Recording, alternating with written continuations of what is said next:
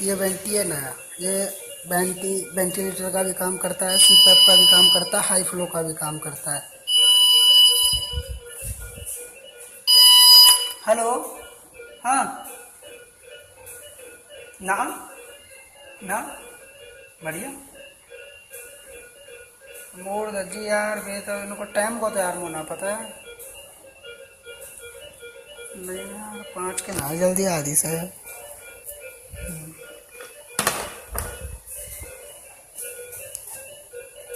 ये दोनों का काम करता है। अभी न्यू PLV पे है ये।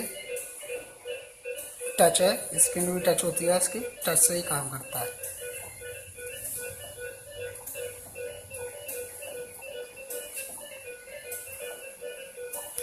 इसके अंदर अकेली ऑक्सीजन आती है। अकेले ऑक्सीजन द्वारा ये फिल्टर लगा हुआ है इस पर। इंस्पायरेशन एक्सपायरेशन दोनों निकल रहे हैं यहाँ से।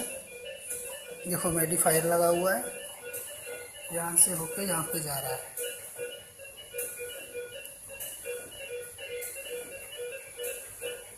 ये वेंटिलेटर बेस्ट है उन वेंटिलेटरों से, क्योंकि ये सारे काम करता है।